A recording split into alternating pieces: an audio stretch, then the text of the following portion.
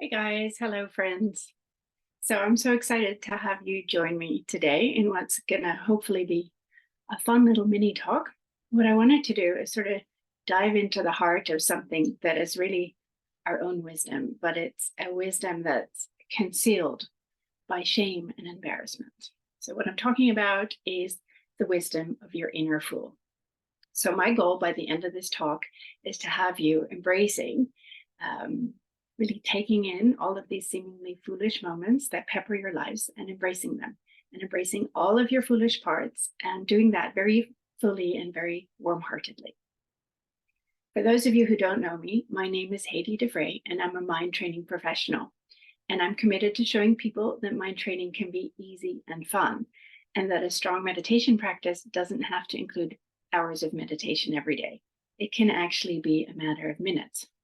So when I teach, I love drawing from literature and from poetry, all while exploring mindfulness. So that helps me keep things very relatable and entertaining.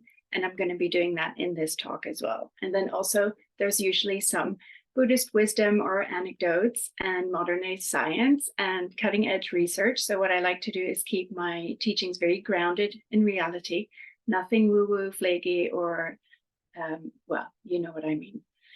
Okay, first things first, bit of background first on why I'm actually recording this video and how it landed in your inbox. So what happened was, in the midst of my last superhero training, and I'll talk about that later, I'd been sort of laser focused on unlocking my group's mind training superpowers. And while I was doing that, I felt this urge. It was like this nudge, this whisper to sort of explore a different kind of hero, more of like an anti-hero. And that was the archetype of the fool. And it was really sort of calling me away from superpowers and more towards this elusive, funny, silly archetype. But by the end of the superpower training or the course, I hadn't had time to include it.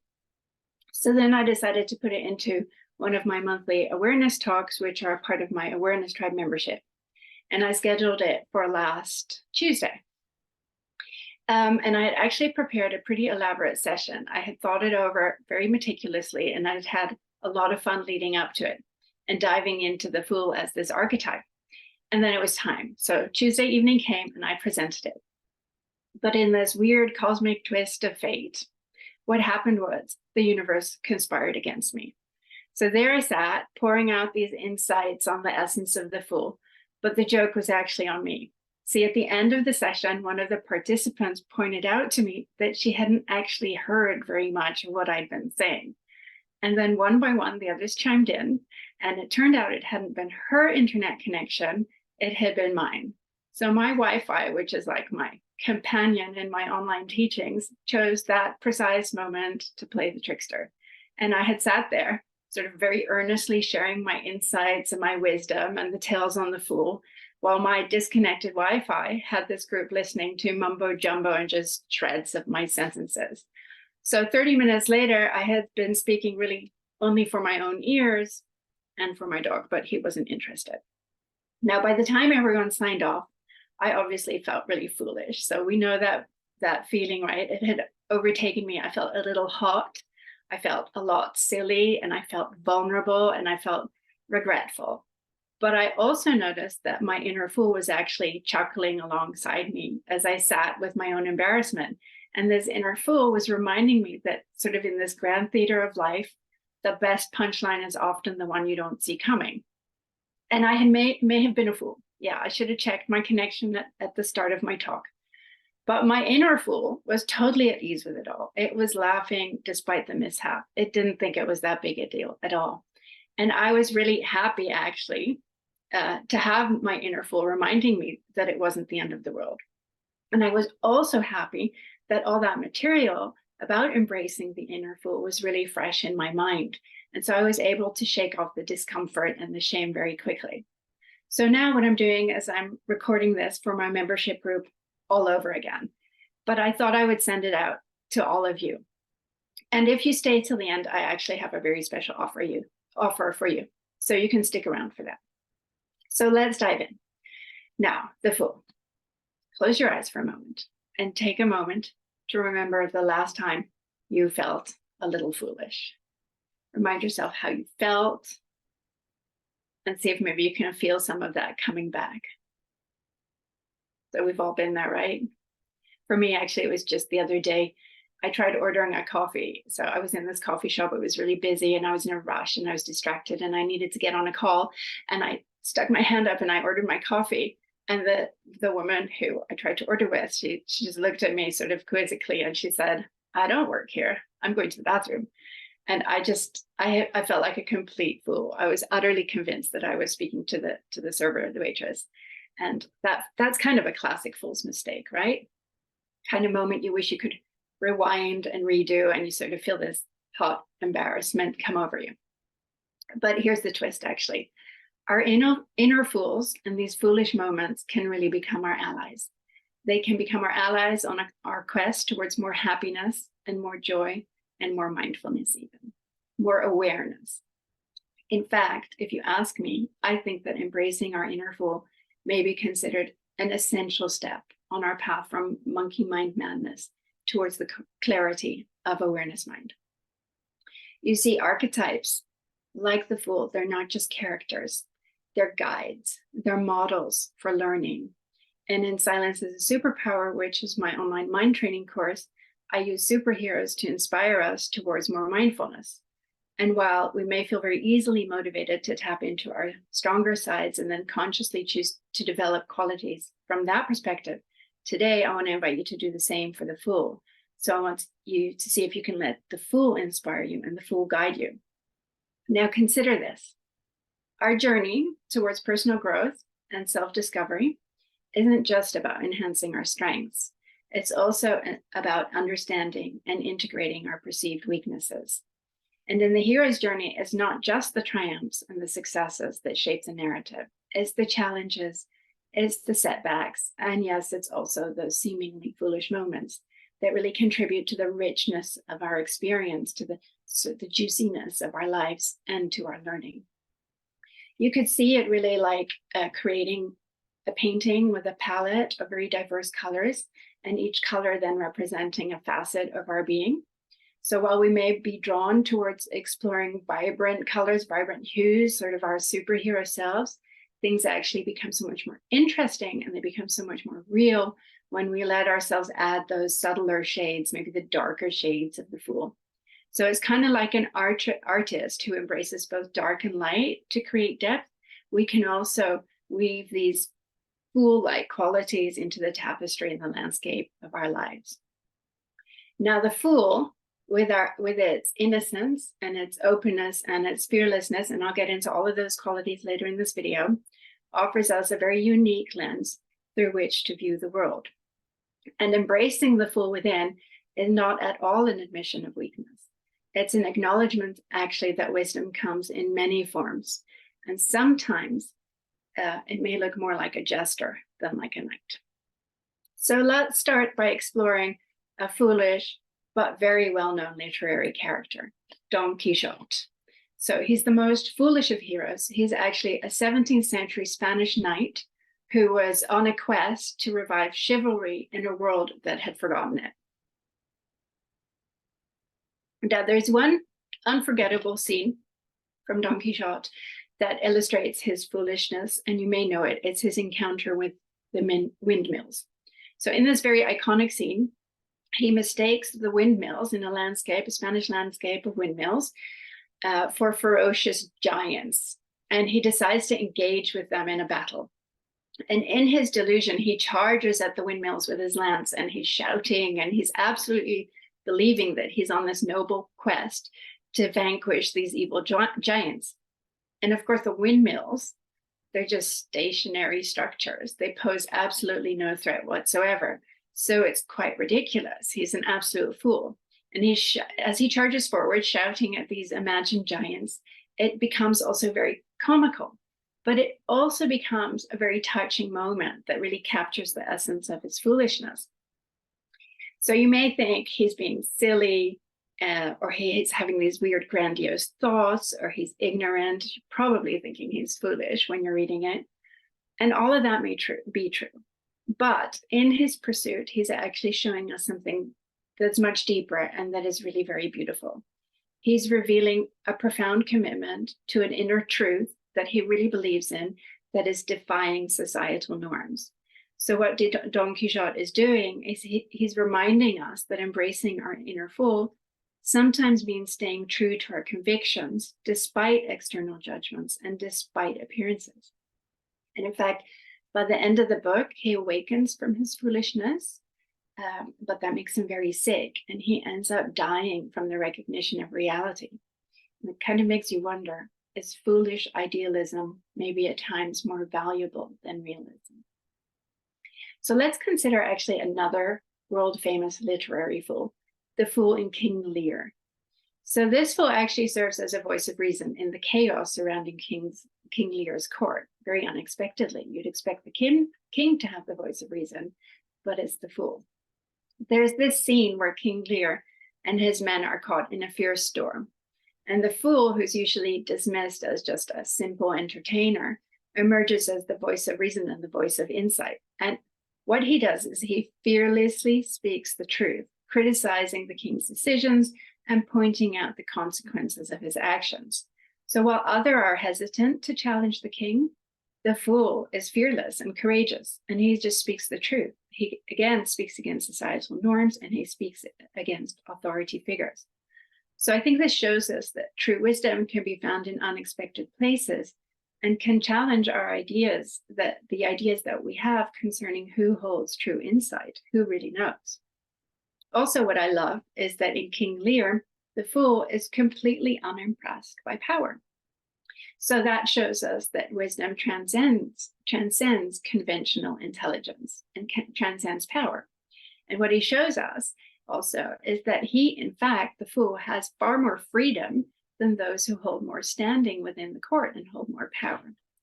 So in the end, it's really the fool who brings clarity and insight, but also brings light and fun.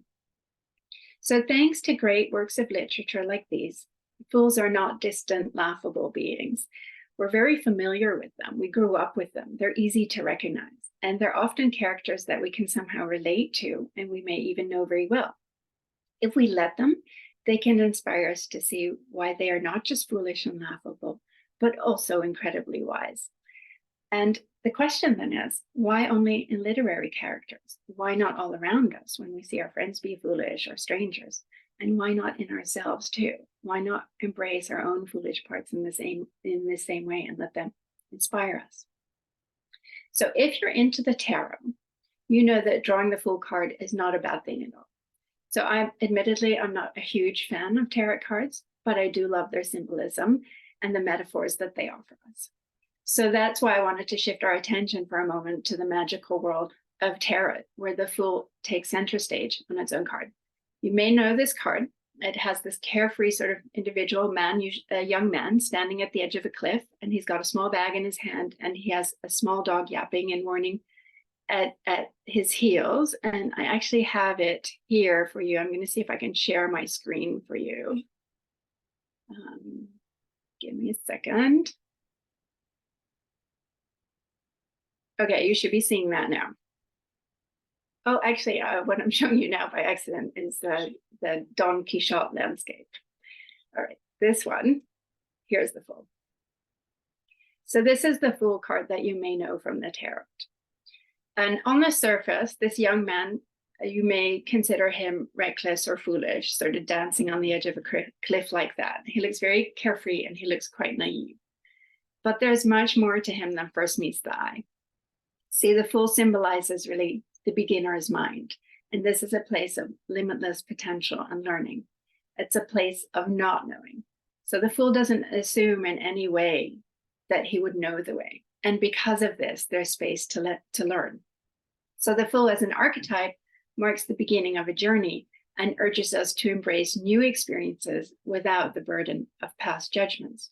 So really with a very empty mind. And isn't the empty mind the clear mind and the awakened mind? Now I put here on this slide also for you some typical Fool traits, some characteristics, which I've called the Fool's strengths. So first of all, he's not concerned with what others think of him. The Fool is always honest. The Fool trusts the process. He enjoys the journey, lets things be rather than trying to control things. The fool lives in the present moment because that's really all there is. The fool sees the lighter side in darker moments, loves making fun of and laughing at the ego, creates his own rules, and whatever happens, has an absolute zest for life. So if you think about it, the fool's strengths are really rooted in his fearlessness to face his shadow parts. So face shadow parts actually within himself and also within society. The fool's mind isn't burdened by the controlling and the judging and the comparing and analyzing mind that feeds our monkey minds. He is very unburdened, in fact, by social expectations and has the courage to speak the truth when others hesitate. So the fool's openness and innocence really sort of mirror the curiosity and honesty of a child. I'm going to stop sharing for a moment. Okay. Now, if we reflect on these archetypical fool figures in literature and in the tarot, we uncover these wonderful truths. And the biggest truth of them is that the fool possesses real wisdom. They challenge societal norms, speak uncomfortable truths, and remind us of really the true nature of the heart and the joy found in the present moment. So let's consider how we can channel these wise fool qualities into our own lives. How would we do that? I think the first step really is to acknowledge that we are at the beginning of a journey, always. So let's not fall into the trap of thinking that we know everything. The fool doesn't think he knows anything at all. He lets his mind be blank. So there's space for new insights, right? So you may know this Zen Buddhist anecdote about a master having tea with a student. It goes like this. So there's this monastery nestled high up in the mountains, and a young and very eager student seeks out the wisdom of a renowned master there, a Zen master. And the student approaches the master, and his mind is sort of overflowing with questions about the path to enlightenment. Maybe we can relate to that. And the master, who is this amazing figure that has these eyes that hold sort of the depth of countless meditation, invites the students to sit down with him for tea.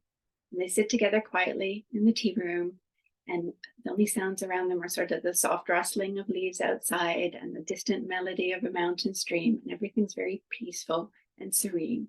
And the master then picks up a teapot and begins pouring tea into the student's cup. And the student's sitting in anticipation, awaiting these profound words of wisdom and these lessons and insights. And the master just keeps pouring. And the tea reaches the brim of the cup and starts overflowing and spilling onto the table. And the student shouts, "Master, the cup is full. It can hold no more." And then the master stops pouring and he says, "Indeed." And he's smiling and he says, "Much like your mind. How can you receive teachings when your cup is already full? Empty your cup, my dear students, and you shall taste the true essence of enlightenment." So in the act of pouring the tea, the master teaches us a profound lesson, or teaches the student, who then teaches us. And this is the necessity of having an open and receptive mind on the path to wisdom. And the student, humbled by this insight, can then embark on the journey of emptying his mind of his preconceptions, which is actually the path towards enlightenment. And by doing that, welcome the teachings at the present moment as they arrive. Now, in the same way, I think it's up to us to first empty our minds of thinking that we know everything. So we need to let ourselves feel a little foolish. We need to let ourselves feel a little silly and sit in the dark a little. Let yourself not know. And that way, there's going to be space left for new knowledge, for new knowing, for true insight. And from here, we can then remind ourselves of other strengths that lie hidden in our more fool-like qualities. For instance, if you hit a rough patch, a fool wouldn't struggle and pretend that it wasn't hard. So remind yourself of the fool's ability to be honest, say, "Yes, this is hard," and then see if maybe you can find humor in the difficult situation, or find the silver lining, or find the funny side of the challenge that you're facing. You can embrace the fool's view that life is a game. Allow your playful side to shine a little more. Because when we have fun, life becomes a little easier and we begin to move a little more effortlessly, right? Also, in the same spirit, if there's some tough decision that you need to make, you could consider the full zest for life And every now and then, let yourself come to decisions fueled by joy, by pleasure, rather than always going for the sensible thing to do. So dare to do something unusual or exciting just for the fun of it. And of course, I don't want to make light of hardship. Hardship can be real, but so much of what we make hard, we are making hard on ourselves. And if we can be in the moment and use the Fool's ability to be present and savor the beauty of life despite the chaos, then we can find calm. So I think if we can tap into that Fool energy a little and channel the Fool's lack of worry also about what others think of us, and speak our truth and share our wisdom, also without hiding our own light, be fearless like this, let your truth be known, challenge authority if you need to, we actually come to a space where we're leading more sort of like true aligned lives. So this is how embracing your inner Fool can help you on your journey from your monkey mind to your awareness mind. And it can help you in your mindfulness practices and help you in your mind training, just by helping you be present, honest, and curious to new insights. Now, those of you who are in my membership program or who have done Silence as a Superpower know that I believe that curiosity and insight, or really knowing yourself fully, knowing all your parts, are essential ingredients, pillars really, on the road to awareness and a happier and more joyful life. So to more ease in your life, which is why embracing your more foolish characteristics and your more foolish character traits can be so beneficial for your personal growth, your well-being, and even your relationships. Think about it. Embracing your foolish parts allows you to be more authentic and more vulnerable. It's you recognizing that with love, like everyone else, you're not perfect. And this can really foster genuine connections with others who appreciate your openness.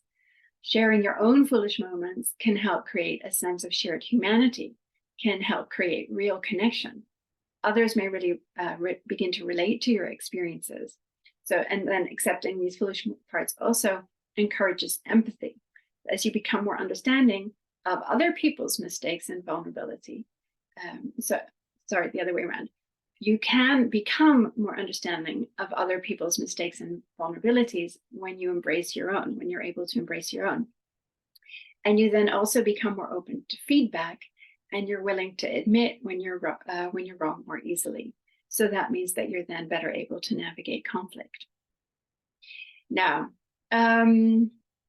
so much that I could say about embracing your inner Fool. Like really, I could go on for another 20 minutes, but I think I want to just sort of sum it up here.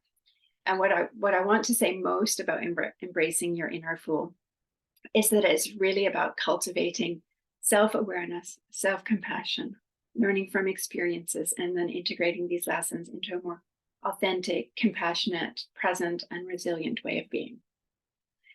Well, I hope this has been valuable for you, looking at the inner Fool in this way, and I hope you're feeling a little love now for your more foolish parts.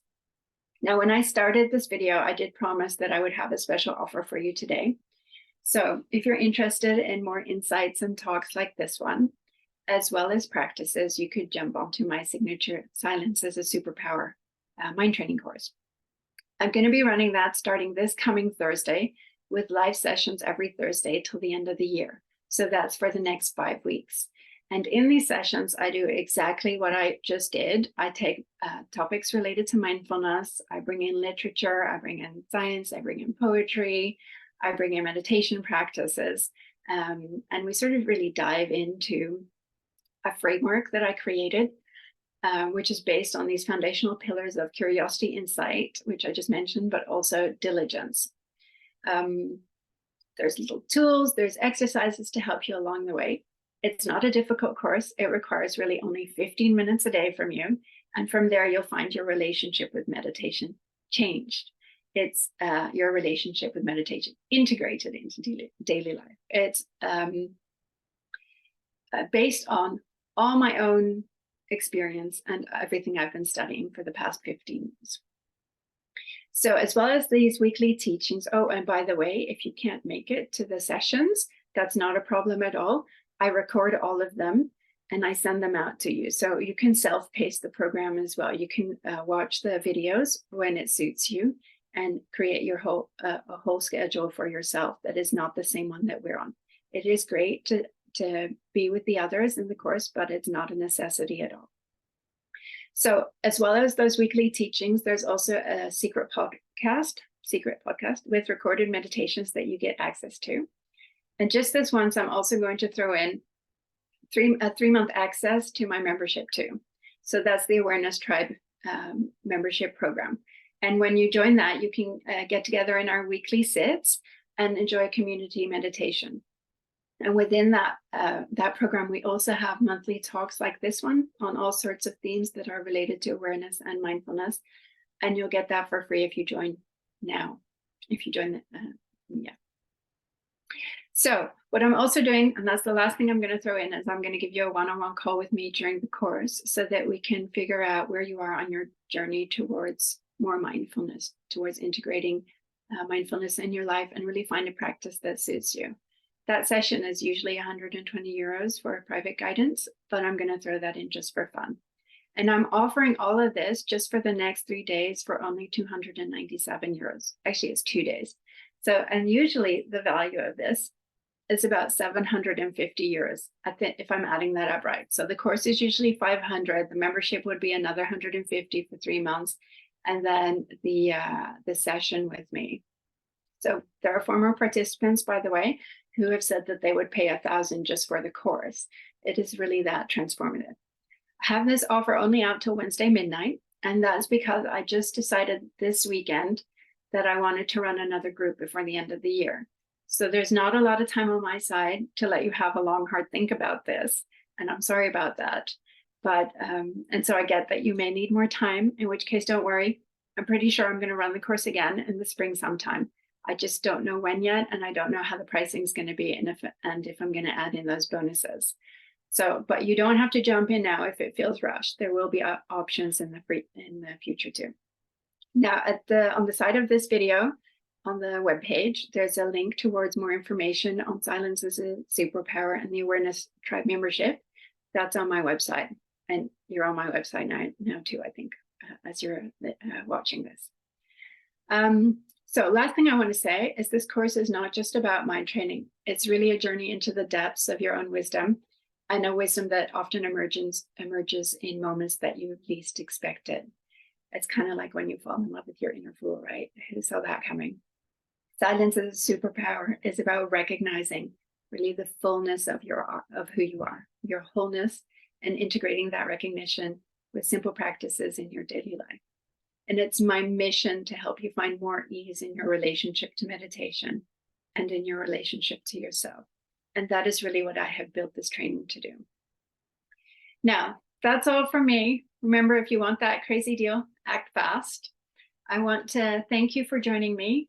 And I hope that your inner fool can guide you towards more boundless wisdom and more compassion, which are actually things that you already have within you.